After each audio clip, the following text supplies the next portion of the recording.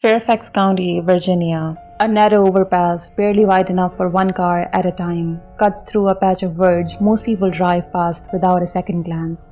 In about a minute, a young couple parked underneath it is going to hear something strike their window, hard, twice, and when they finally get the nerve to look, they're going to see a man standing there in a full rabbit costume, holding an axe.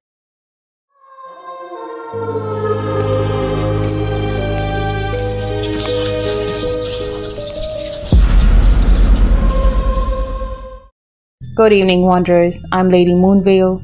Pull up a chair. Let's not turn all the lights on just yet. This one's got a real report behind it, not folklore dressed up to sound like one. An actual police call, an actual date, an actual officer writing it down. What happened after that report is where things get harder to pin down. Halloween season 1970. A teenage couple sat parked under the Colchester Overpass, engine off, doing exactly what teenagers do in parked cars. Nothing about the night had given them any reason to be afraid. Something hit the windshield, not a branch, not gravel kicked up by a passing car. Something thrown, deliberately, hard enough to crack the quiet in half. A second impact landed before the girl even finished flinching from the first. And that's when she screamed. A man was standing at the edge of the headlights, full costume, long ears, white fur.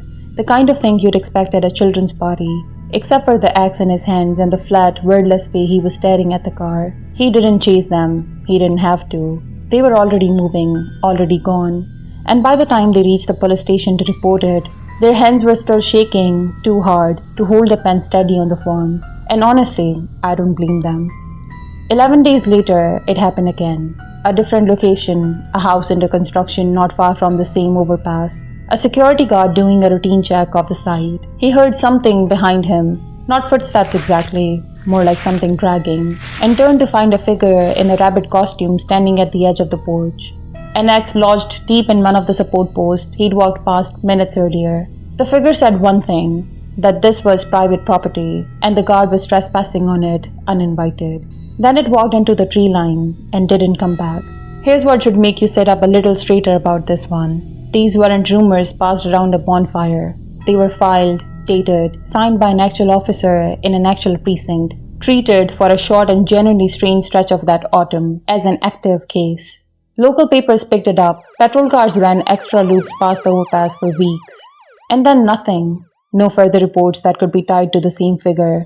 No arrest, no name. The man in the costume walked into the trees that second night and, as far as the record goes, simply never walked back out. And that's honestly the strangest part. He simply vanished, like he never existed. What happened next didn't come from the police department at all. By the following Halloween, local teenagers were already daring each other to drive under that overpass after midnight and cut the engine. By the mid-70s, the story had grown legs it never had in the original reports. A body supposedly found hanging from the bridge decades earlier. An asylum inmate who'd escaped and murdered a family of rabbit farmers. A whole tangled backstory that gave the men in the costume a reason to exist. None of it in any record, none of it needed to be by that point. The overpass itself started collecting its own rules. Don't park under it after dark. Don't say his name out loud while you're driving beneath it. Some versions insist you have to flash your headlights 3 times before you pass through, or he'll be waiting on the other side. Nobody agrees on what the rule even is anymore, which is exactly why people follow every single one of them. By the 90s, Bunnyman Bridge wasn't a rumor anymore.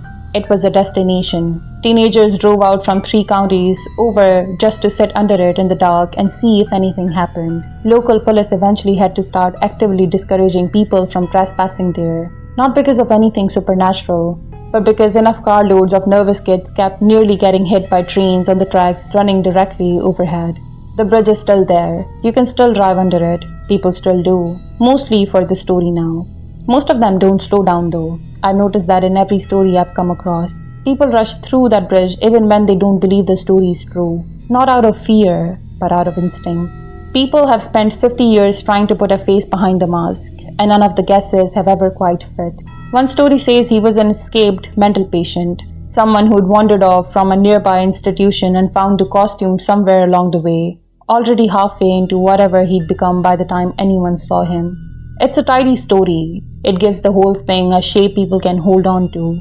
The trouble is, nobody's ever produced a name or a single record of an escape that lines up. 50 years is a long time for that kind of paper trail to simply not exist. Others think it was nothing more than a college prank, a couple of kids with a costume and too much time on their hands, a joke that ran farther than anyone meant it to. Possible, certainly. Students have done stranger things for less reason. But a prank like that usually cannot help giving itself away eventually. Somebody talks, somebody brags at a reunion, somebody's old roommate writes about it decades later once it stops mattering. Nobody ever has. The explanation I keep coming back to is less dramatic than either of those, and maybe that's exactly why it fits. Fairfax County was growing fast that year, and the land around that overpass was exactly the kind of quiet, undeveloped stretch a builder would have had his eye on.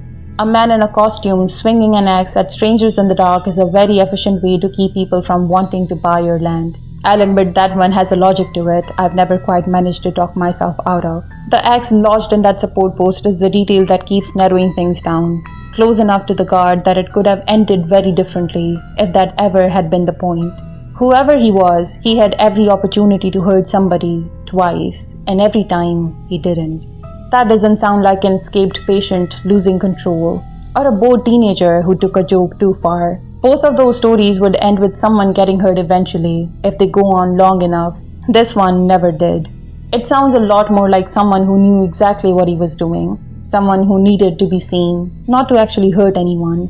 Which, if you're trying to scare a family off a piece of land without a body turning up on the news, is precisely the outcome you'd want. I don't know who he was. Nobody ever found out. What I keep coming back to isn't the costume or the axe. It's that 2 real documented nights 50 years ago gave an entire county something to be afraid of that's outlasted everyone who was actually there for it. Nobody needed a body. Nobody needed a name. A man in a rabbit suit standing very still. That was apparently plenty.